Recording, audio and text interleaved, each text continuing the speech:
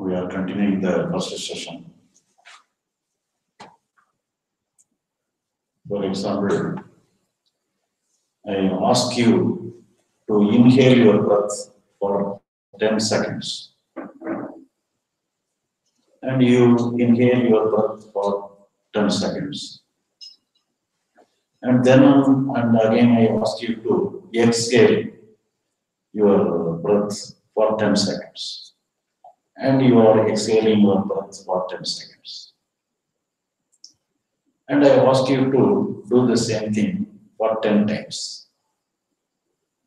And you do the exhaling, inhaling, exhaling, and you inhale for 10 seconds, exhale for 10 seconds, and you are doing it for 10 times.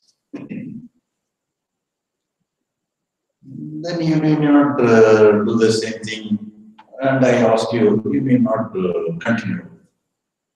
Then what will happen? For 10 times, you are regulating your breath. Inhaling 10 seconds, exhaling 10 seconds. And afterwards, you need not regulate your breath. Then what happens? The breathing will stop? No, it will not stop. But it will happen on its own. Your breathing will happen on its own. So in this way, our mind is also functioning like this. Through some meditation or anything, we are regulating our mind. We are separate our mind. We are keeping our mind under the control. So for the beginners, it is okay. But afterwards, we have to put down the mind in a natural process. So this has happened in the case of Buddha. All enlightened masters, somewhere or other, come across the same thing. It happened in their life. But they do not know what has happened. Unconsciously, they come to the same level, same kind of happening, same kind of experience. And if you come across the life history of Ramana Maharishi, the same thing happens. When he was a boy, around 16 years of age, one day he had got the fear of death. Normally, an ordinary person, if he has got the fear of death, what will he do? Naturally, he will do something to get away from the fear. But unnaturally, Ramana did some in a different manner. He accepted the fear of death. He accepted the fear of death wholeheartedly. Sometimes he may, in a position, for example, in his life history, you may come across the incidents of his early childhood. Sometimes, I think it may be within 1 year after the death of his own father. And the family position is not good. He was studying in some other place in the guardianship of some other persons. So his life may be somewhat good, may not be somewhat good. So he may be in a desperate condition. There may be a chance for that, for it. So somewhere or other, he accepts the fear of death wholeheartedly. Let it be, death may come, let it come, and I accept the death wholeheartedly. So he dramatized the death experience.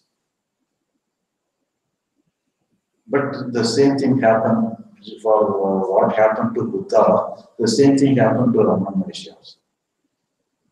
So even though he kept himself in a receptive condition, receptive mode, the mind function on its own. It begins to function on its own. If he wants to be all right without any fear, then he will have some work on that aspect. But he has no work. He wholeheartedly accepted the function of his mind. He himself wholeheartedly accepts the fear. So the mind begins to function naturally. But this happens to in our cases also. We are having the same circumstances in many times. We are doing some many problem, some crucial problem. We may have the same function of mind, but we will not operate upon the different kind of function. We do not identify the different kind of function.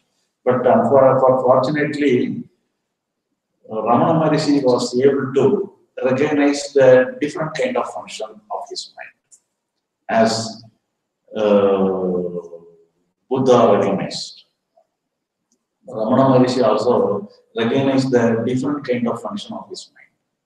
So he get away from the fear and he begins to live in a different form, in a different manner. So this happened in the case of Ramana Maharishi, in the case of Buddha also. And if you listen to the history of many masters, they will come across the same thing. For example,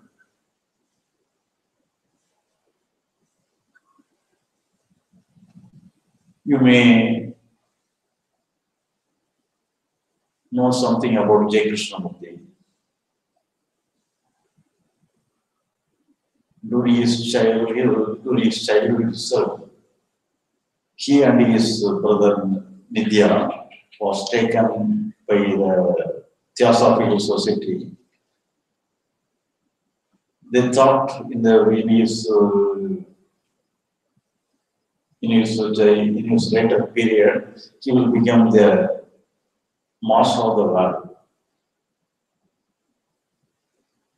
In the spiritual world, he will become a world teacher. And for that, the Theosophical Society has given him some special training for that. And he did many kind of yoga practices, some Kriya yogas, and he got many transcendental experiences, samadhi state, many spiritual experiences. But even then, he has not got the enlightenment. He is waiting for the enlightenment. But the enlightenment is awaiting. Even though he has got many spiritual experiences, ordinary people cannot get such kind of experiences, but he has got them special, because of some special training, he got some rare experiences. But he has not got the enlightenment. And he is waiting for the enlightenment. So at that time, his brother Nidya got some illness, and he is Krishnamurti himself attending his brother. At that time, they have got some program. They are living at England, and they have got some program at Chennai, Tamil India, and they try to travel in a ship. But Krishnamurti declined that I cannot come because I have to attend my brother. At that time, they sought for a prophecy from a godly spirit. They used to have some such kind of prophecy, and they get some prophecy, and the prophecy told some angel of deity of the Theosophical Society told that nothing will happen to the brother of J. Krishnamurti, and Krishnamurti can travel for program. And they relied upon the prophecy of the deity. They traveled. And when they are traveling on the middle of the sea in a ship, they got a telegram that his brother was very serious. But they do not know what they have to relay, whether to relay upon the telegram or to relay upon the prophecy of the deity. They confused. But during that period, another telegram arrived that his brother expired. So J. Krishnamurti totally collapsed. But he has the capacity. He can at any time, he can go to Samadhi state. If you sit meditation, he can simply go to Samadhi state. Then he can be free from all worries of the world, and worries of the death of his brother. He can simply go to Samadhi state. But he did not prefer Samadhi state. He accepted the sorrow of the death wholeheartedly. And he closed himself in a single room.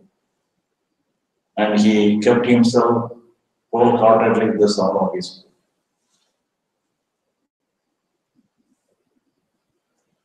One day or 2 days later, he come away from the room as a enlightened person.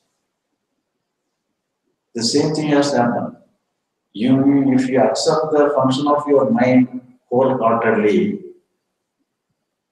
naturally the function will function in a different manner. It will function naturally. But when we try to design our mind, when we try to put something in our mind, so it is artificial. But when you happen somewhere or other, when the masters happen to accept his own mind in a function in a natural way. So if the mind functions in a natural way, that is the liberation of the mind, that is the awakening of the mind, that is the enlightenment itself. But strictly speaking, it is not enlightenment, this is only liberation. But that is the highest state of this spiritual world. Actually, the reality, truth is very simple, very open. But only because of our many theories, many practices, many things, we make the thing as a complicated one. But actually, the liberation, enlightenment is not at all a complicated one. It is not at all a rare one. It is a common one. But we have put many things upon them and make it suffocated. But it is very easy, it is very normal, it is open and it's a natural one. And all the masters of the spiritual world got the same thing somewhere or other as a happening. But most of the people, they do not know what has happened to them. They do not know the science behind the happening. But it is naturally the natural function of our mind is in the liberated state. But somewhere or other they are found out. But they do not know the science behind the liberation, the science behind the transformation of the mind.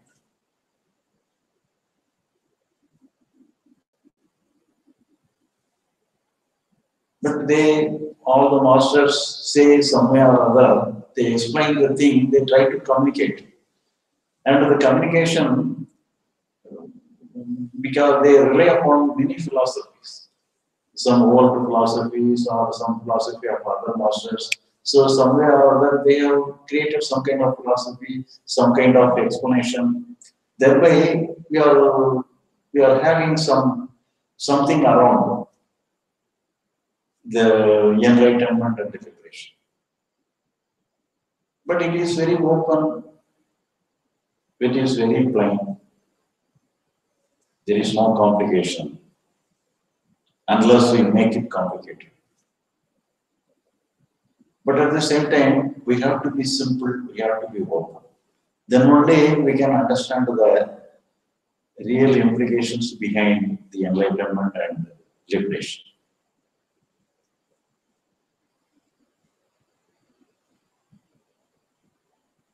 Most of us come to the spiritual world only because of our psychological problems, psychological stress.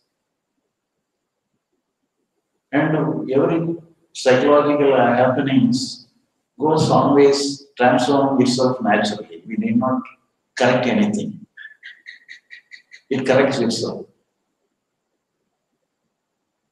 For example, we take a vessel with some water is there, the water is very still. If you put our finger on the top of the still water, some ripple in the form of a wave will form.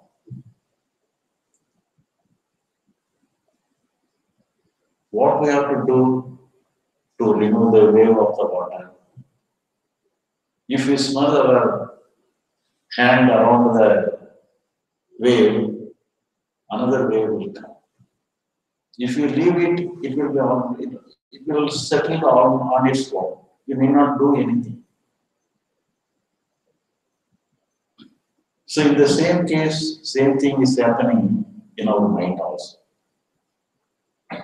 When we face some situation, some reaction will come in the form of some emotion.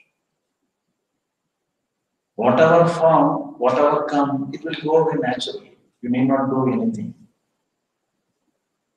But whenever we do something, it will renew itself.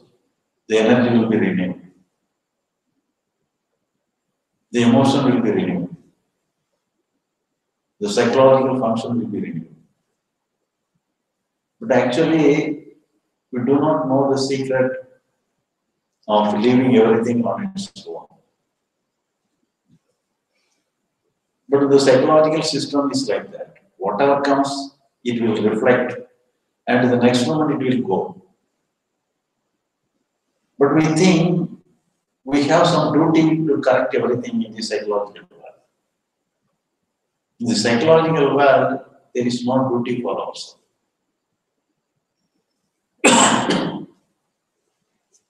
For example,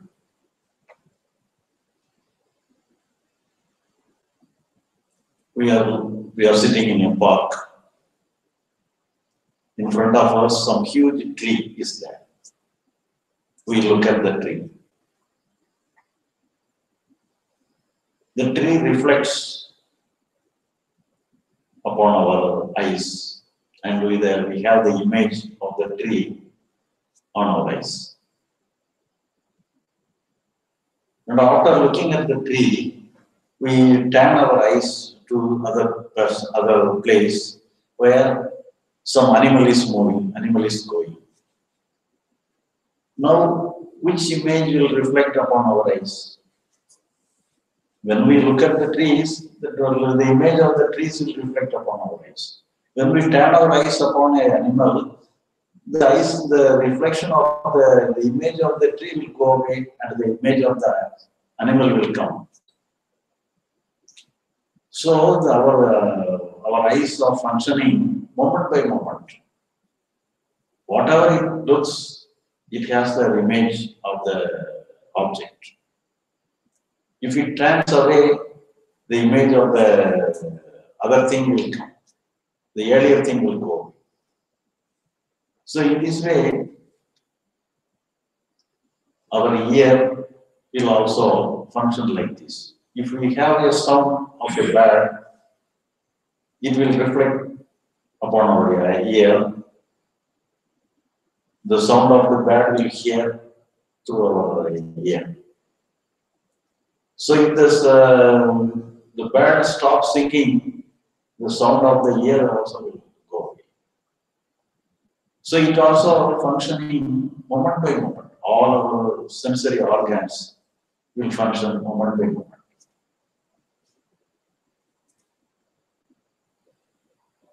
So for example, if the even after the bird is stopped singing, stops sounding, the sound will not go from our ear.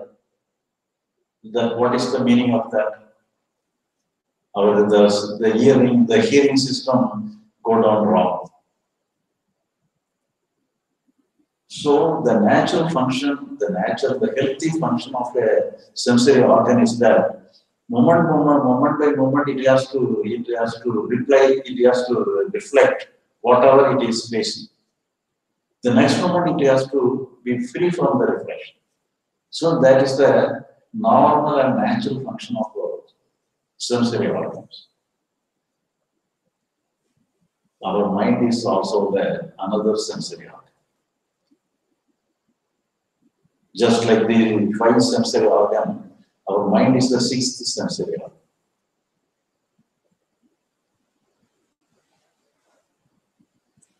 It has to, just like the other sensory organ, it has also the capacity to reflect whatever, according to its capacity, it will reflect. Sometimes it may have some anger, sometimes it may have happiness, whatever may be. It will reflect like that.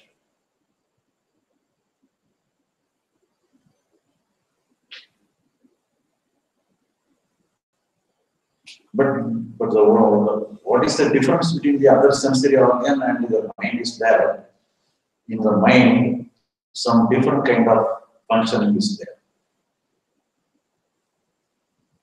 For example, we have some happiness. We want to be happy always. If we have some peace of mind in our mind, we want to be peaceful forever. If we have some fear or sorrow, we want to be without fear, without sorrow forever. We try to be without fear, we try to be without sorrow. So some effort is there. Some selection is there. For that, we are having some memory. And the memory pattern makes us to live like that, use the mind like that. Our mind, our memory says, this is good, this is bad.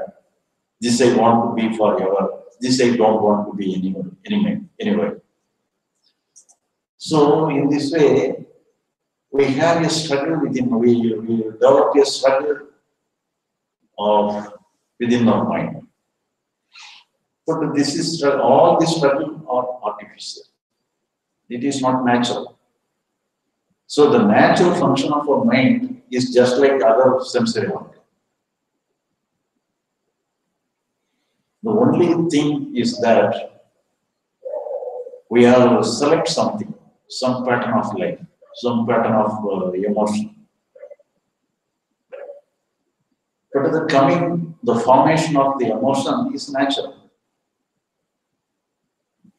Just like hearing a song, just like feeling an image, just like feeling a taste, just like feeling hot or cold, the feeling of sorrow, anger, fear, everything is natural. Just like a reflection.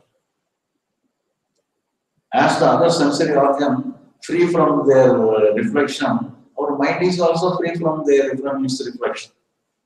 It is natural process. We need not do anything. But when we feel we have to do something, we have some duty there, we enter there. Because of our entrance there, because of our conscious effort, we make the function of our mind in a complicated way. So we have no work in the psychological lab. All the masters, some way or other, come to the state that we have no work psychologically. Buddha come to the state when he got the nirvana state or enlightenment or liberation. He finds himself he has no work. Ramana Maharishi come to that state when he finds himself no work. J. Krishnamurti also come to that state. So whoever may be the master, they will come to the state and find themselves that they have no work.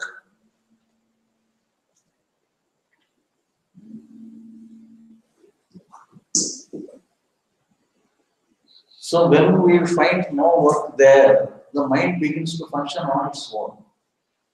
When the mind begins to function on its own, that is liberation. But when we think liberation is a strange state, we are taught like that, we are imagined like that. But it is a scientific one, it is a practical one, it's an ordinary one. But we imagine it's a strange. But whenever we think it is a strange one, we have to search. We have to search again, life after life. We have to endlessly we can search. But one day, after you put down yourself in a desperate condition, then realize it is under your feet. It is everywhere. The very natural function of our mind is liberation.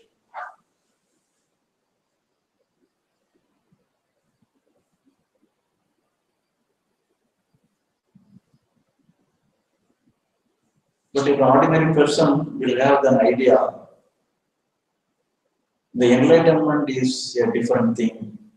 It is a strange one. The liberation is a strange one. The awakening is a strange one. Thereby, we are expecting some strange experience. If you read the scripture, read the teachings, read the experience of many masters, along with this crucial experience, they will say some other thing also. One day I have felt the total universe is one. I feel myself nobody. What I feel, what I look, I feel myself everywhere.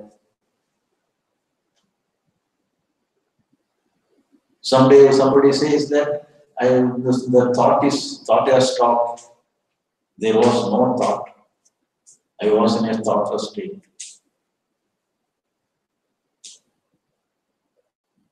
So all these statements create some confusion. But there is an experience. All kind of experience is possible. Through some meditation, some period, some state, is a state, some state of mind. Through some meditation, through some practices, at any time you can have this kind of marvelous experience. But the experience will come and go. But we think the monsters will be always in the state. We imagine like that, but it is not like that. But they will come across such kind of experiences. But it will be a passing cloud, just like a passing cloud. Such a strange experience may also happen because of their practice. But it is a normal course. It is a normal way of experience.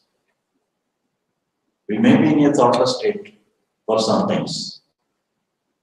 But if you are in a thoughtless state forever, it would be in a samadhi state, it is all right.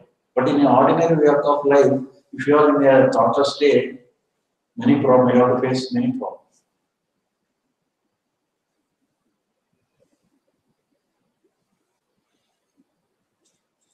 But during my early period of my practice, I have practiced many kind of practices, many kind of meditations. And I have done it for 40 years. I have come across many kind of experiences. I was also thought that if I was permanently in a blissful state, sometimes when I do meditation, sometimes there's some blissful state I will occur. It will last for 1 day, 2 days, 3 days, 4 days, 5 days. Sometimes it may last within me for 10 days or 15 days. And gradually afterwards, it will gradually disappear. And I thought, if it is possible for me to be permanently in the bliss consciousness, it is enlightenment. A thing like that.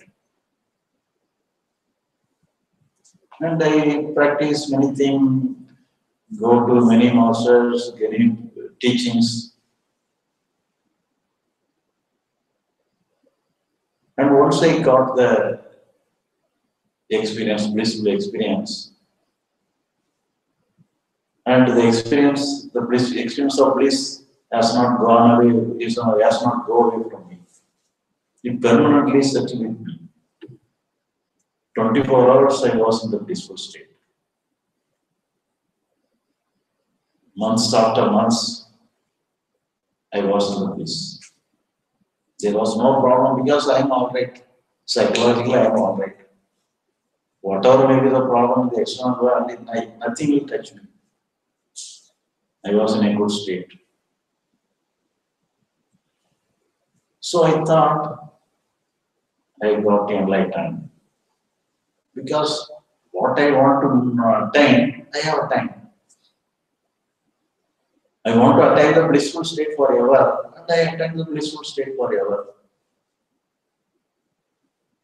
Whether I have any problem, no problem. Whatever, but even when I have many problems in the external world, it will not touch my psychological factor. Psychologically, I was all right. I was in the blissful state.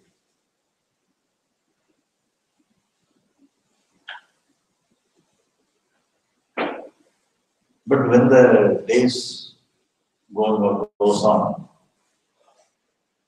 the blissful, I came to understand the real status of the bliss consciousness. It begins to destroy the health of my body.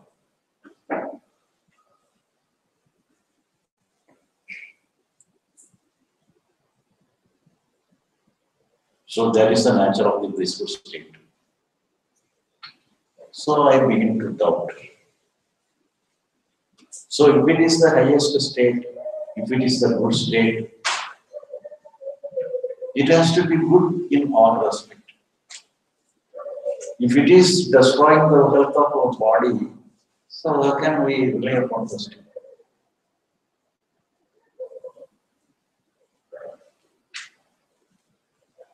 So if I remove the state from me, I cannot survive. So that was the position I have to reconsider my approach. So gradually I begins to remove the bliss consciousness. We gradually send it away, and we land in the ordinary state. When I was away from the bliss consciousness, some ordinary problem will hit me. Ordinary problem will affect me. So create some problem, create some pain within me. When I was in the bliss state, no pain. Every time I am in a blissful state, nothing is affected. But when I became an ordinary man once again, all the little problem, all the minor problems begins to affect me. So then afterwards I was in a confusion what to do. So in that situation alone, I know the natural function of our mind. I have to accept the natural function of mind as the other masters understood. And whenever I understand that I have to accept the function of the mind in a natural way, then when we understand myself, I feel this is the real understanding. When I understand myself in this natural way, afterwards when I look at the other master, all the masters came the same way, in the same level, in the same boat. All got the same understanding, all got the same result in the same. But the only thing is that the explanation, some description of the attainment, description of the enlightenment liberation is only in the different state, in a different way. That alone creates some confusion. Otherwise, the matter is very simple, very ordinary.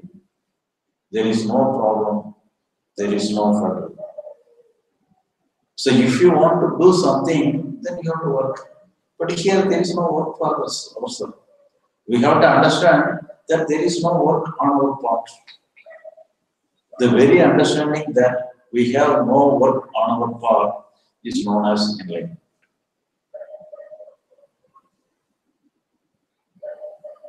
And if we come to the conclusion like this, we allow the mind to function on its own. Otherwise, we will not allow. We will do something. We will try to manufacture it. We try to create something. We try to decide some design upon that. But when we understand, we have no work on our part which is related to this psychological value, psychological function of our mind. We leave the mind on its own. We place the mind on its own. So if we leave the mind on its own, if we place the mind on its own, the mind functions on its own. The very function of the mind on its own is known as liberation. But the understanding that we have no work upon the mind is enlightenment. This is pure science. Anybody can understand. But if you expect some good experience forever, this experience is nice, this experience is good, then we have to prefer yoga practices, meditation. But the liberation and enlightenment is different. It has no connection with the meditation practices. It has no connection with the experiences. But there are experiences. There are many great experiences, strange experiences. There are many things. I am not denying it. But whatever comes, that has to go. That is the healthy state of experience. If any experience takes time to go away from you, it will destroy the health. All experience is a kind of chemical change created in our body. Even it is a bliss consciousness, it is a kind of chemical change. Some chemical reaction within our body. So if the chemical reaction is continuous, it will naturally affect the health of the body. Then one person at Chennai, he got the bliss consciousness like me, and he was blissful. But slowly he got some boils throughout his body and he was hospitalized. But he did not feel any problem, he did not feel any pain, even though he was hospitalized. And slowly he died. But no pain for him. And one person, he got some interest upon our teaching. He is also Chennai. And he also told me about his experience. I feel myself throughout the world. Now I have the feeling of my experience throughout the room, and slowly I feel myself even beyond the room. And I have the experience like this. And I asked him, "Are you interested upon this experience? And if you are interested, slowly you have to be free from that experience. It may be good, it may look good, but it is not. It is not really good. You slowly get out from this experience. But later, but I have no message from him. And later heard that he has also died because of some disease. But the experience, whatever may be, it may be a good thing. But time being, it is okay. It may be helpful. It may be helpful even for the health itself. If it's coming and going, it may be good. You may have a good sleep, good health. It may help for your health. But it is very strong. If it is forever, it is not good. But most of the people are thinking that enlightenment and liberation is a strange experience like this.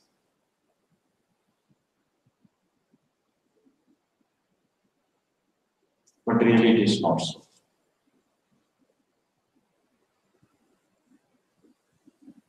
You may hear a Zen story. Some two youngsters want to join in a Zen monastery. And they, on their reception, the master of the monastery asked them what kind of drink you want to have. Do you want to have the greatest drink of the monastery or some fruit juice on your choice? And the two youngsters do not know anything about the drinks of the monastery, greatest drink of the monastery.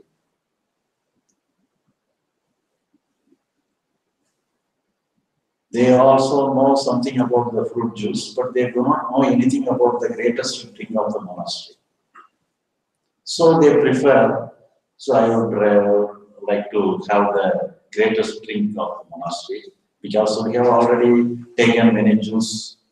We do not know what kind of drink you are offering. So please give the greatest drink of the monastery, they asked. But they were given plain water. This is the greatest drink of our monastery. So the two aspirants thought the master had deceived them.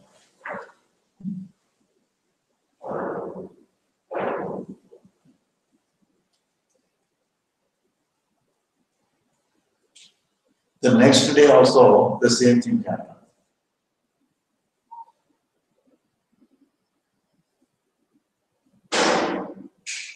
What kind of drinks you want to have? The greatest drink of the monastery or some fruit juice? The master asked. The aspirants, the visitors were very shrewd. So they preferred fruit juice instead of the greatest drink of the monastery. So they were offered the fruit juice according to their choice. But afterwards, what happened is that whenever they are thirsty, fruit juice alone was served, but they were forbidden to give the water. No water is supplied, only fruit juice. Whenever they are thirsty, only fruit juice also was given for 1 week. But after 1 week, whenever they are offered fruit juice, they begin to vomit. So then the master asked, now what kind of drink you want to have? The greatest drink of the monastery or your fruit juice on your choice. So the both sorry for master, please give the drink of the monastery. So what is the greatness in the water, plain water? Actually, fruit juice is good. It is tasty. What taste you are having for the plain water?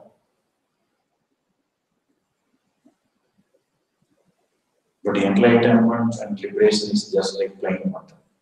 But we think it would be some great experience, some exciting experience.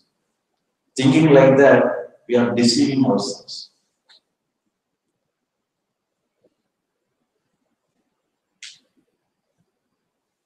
But whenever some persons may not have a good experience forever, or sometimes it comes and goes, it doesn't matter. So they may derive, they may expect if the peaceful state, if the blissful state is forever, it is very good. It would be enlightenment, it would be liberation. They may think like that, they may dream like that. If you may live the rest of your life in the dream world like this, doesn't matter. But if you have the full swing of the experience, then only you will know the reality of the experience.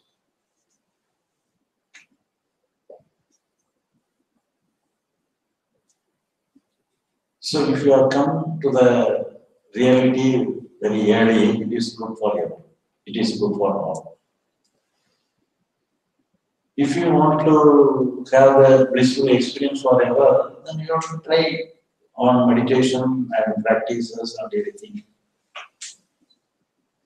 Sometimes they will have some occult power. They are interested upon doing some meditation for occult power. And one person in Chennai is interested to know the future. I want to know what will be happen in the future. I must have the capacity like this. And he did some meditation for that. And after 12 years of practice, he succeeded in his venture. Now he knows what will happen in the future. He has the capacity. And after getting success in his practice, he found his brother. After 12 years of practice, I succeeded in my career.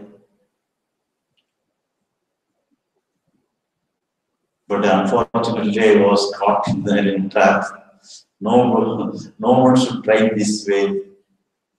Because if the future is in a good state, we may enjoy even in advance. But it may be some problem maybe in the future. Why should we have a problem in advance? So we'll be in a torture state.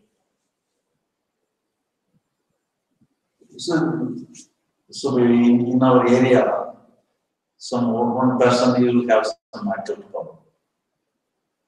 If you ask him to give sweet, he will offer, he will put your hand upon you and give some sweet what you require. Whatever may be the sweet, some rare sweet he may offer through happening like this and put the sweet to you. So how much quantity you may ask, he will give you. After giving many things like this to the many persons, afterwards he will say, "Now I am very hungry. Please bring some food in a hotel or anywhere." But he cannot create anything for his own. So that's the curse. So the occult powers, everything is real. It may be there. Some strange experience is good. Everything is there. It is not. It is not false. Everything is real. But all are useless. Not only useless, they are. It is a cheat. They are cheating us. They are misleading us. So we have to be aware of that.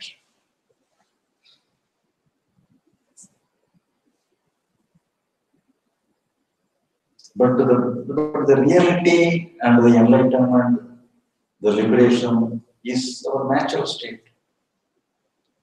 So if you select something in the name of power, in the name of experience, then we are entering into a wrong way, entering into a wrong route, selecting a wrong route.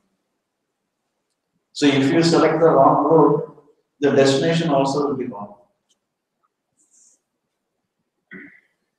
So after dashing our head and got injury alone, we have to return to the world, returning to the reality.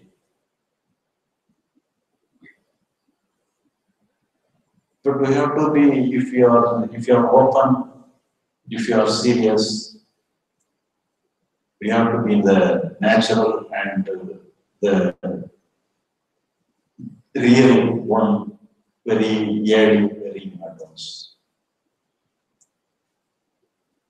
Actually, it is not only for the spiritual people. It is common. As an ordinary person, we must have to know, must have some knowledge about the enlightenment liberation. So that is why now we are teaching the same syllabus, but in a different name, but not in the name of enlightenment liberation, but in a different name. We are teaching the same thing for students itself. The students are understanding this. This is purely psychological and purely scientific. So anyone can understand.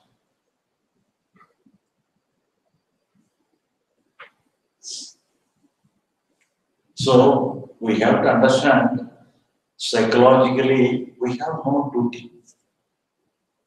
That we have to understand. The first thing we have to understand that psychologically we have no duty.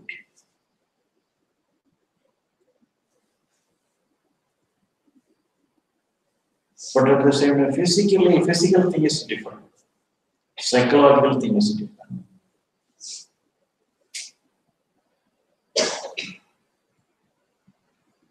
And tomorrow we have to discuss what is psychological, physical.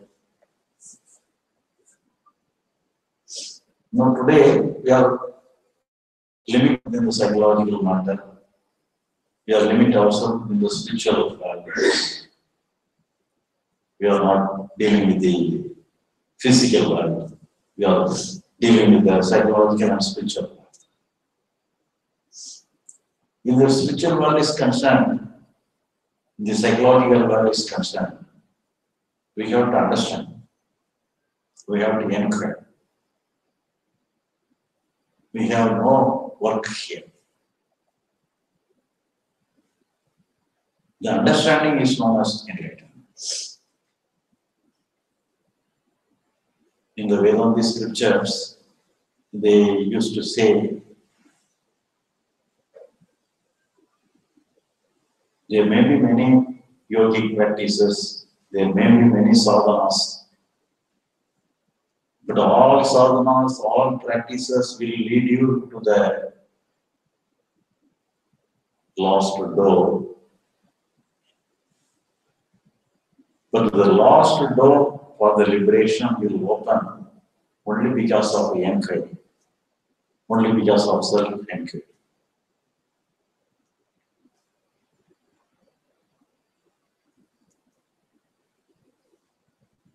You may go up to the level of lost door, many doors may be there, and up to the lost door, You may travel because of many practices, your many practices of yoga, many practices of something or other. But the final door, it will not open because of your practices, because of your sadhanas. No philosophy, no practice, nothing will open the last door. The self-inquiry alone will open the last door.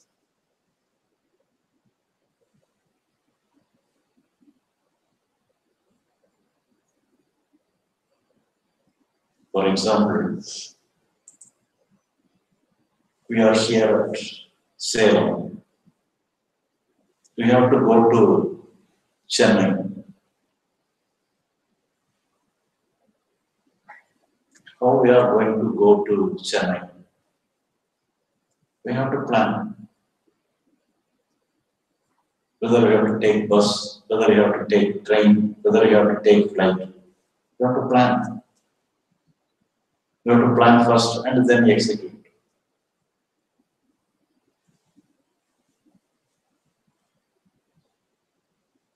But if you want to go to Salem, or if you want to go to the Bhavan, what do you have to do?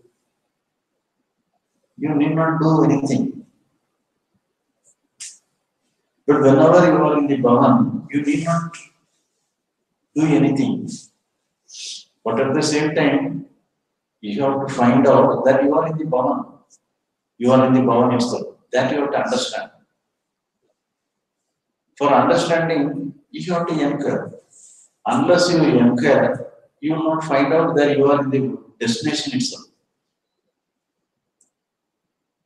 So here, it is said, as there are many doors, and up to the final door will open only when you have self-inquiry. That means, as if you are going to open door, actually there is no door at all. You are where you are allowed to be there. You are in the final destination itself. But you have to anchor. Anchor is good.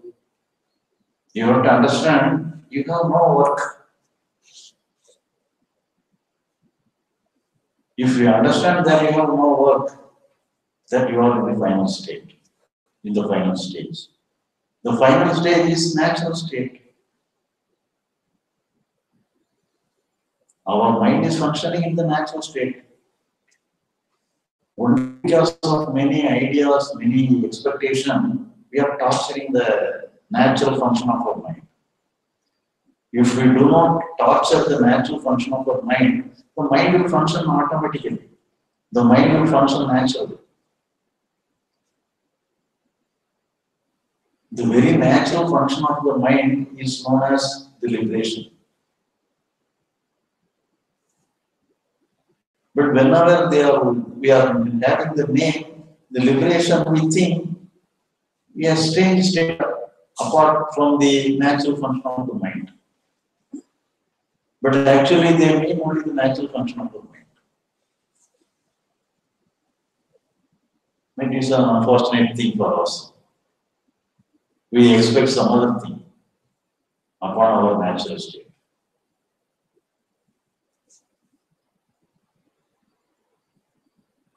So, psychologically, we have no work.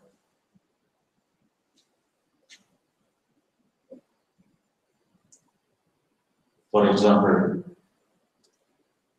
we have some problem.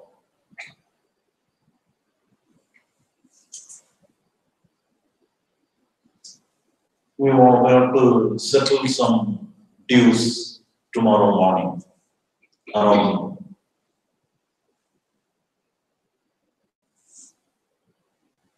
$10,000 or anything. It's tomorrow morning at 10 o'clock, we have to settle $10,000.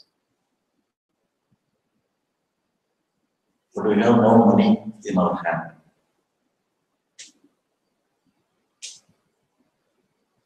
So we are very tension. Whatever may be the process we tried, but there is no success. If you do not pay, if you do not pay the amount in the stipulated time, we have to face many problems. So, so in the night we have no sleep, we are restless, we are unable to take food. So ordinary person, what will do in that situation? An ordinary person, what will he do? He will take a bottle of drink. He will consume alcohol and he will sleep peacefully or blissfully. Go to a blissful state or taking a sleeping dose and sleep freely.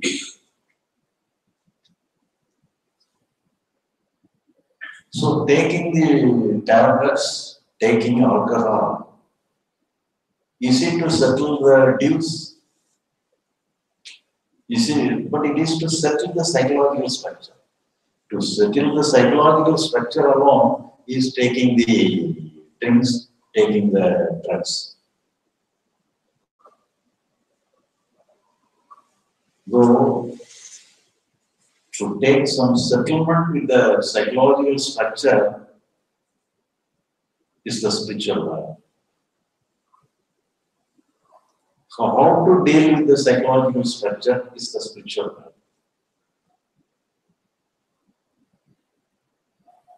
The settling the dues, that is different. That is the physical world. So the psychological world is concerned, what you have to do?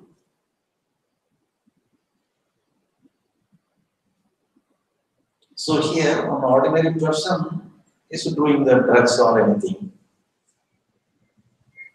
And the spiritual persons are doing some meditation or other thing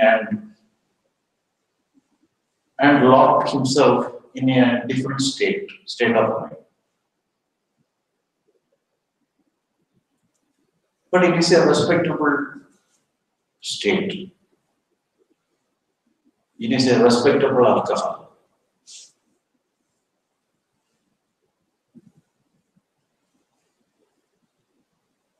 But basically both are same.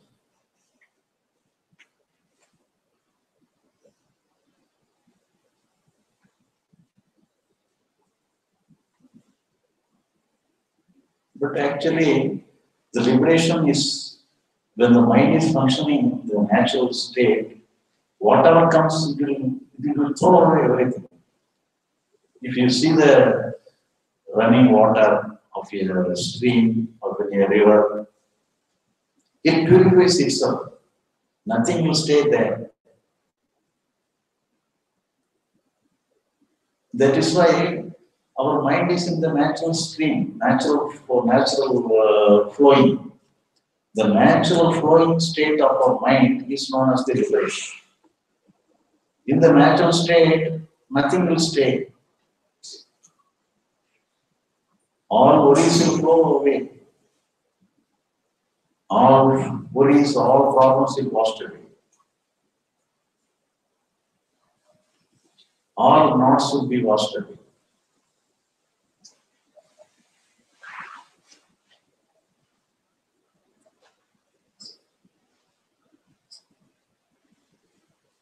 But it is our natural state. But when we try to create a state within ourselves, whatever we create, it is an artificial state. It is against the nature. It is against the reality. But for the beginners, it is okay. Nothing wrong. But I myself have practiced everything for 40 years. It is too much. For 1 or 2 years is justified.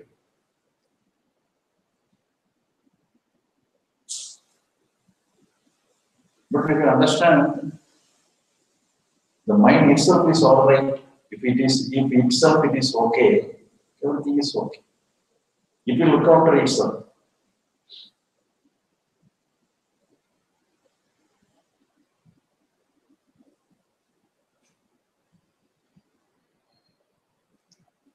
we'll discuss what is psychological, what is physical in more details in tomorrow morning.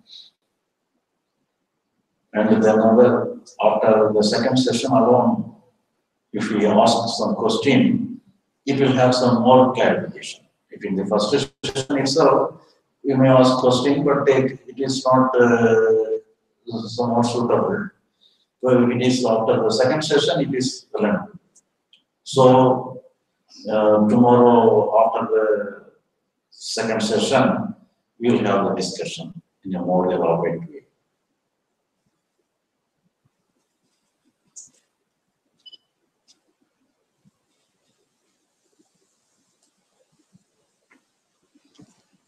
நீங்க ஏதாவது சொல்லணும்னா நீங்க ஏதாவது பேசுறதுக்கு ரெக்கார்டான ஆகுதுங்க. இப்போ dinner time call மணி நேரம் தான் இருக்கு, விட்டுலாமா? சரி, நாளைக்கு கூட சாப்பிட்டுட்டு வந்து நீங்க ஏதாவது சரி ப்ராட்காஸ்ட் ஸ்டார்ட் பண்றேன். பிறகு ஆன் பண்ணிக்கலாமா? இல்லை, அதுக்கு சும்மா டிஸ்கஷன் பண்ணலாம். சரி, ரைட்.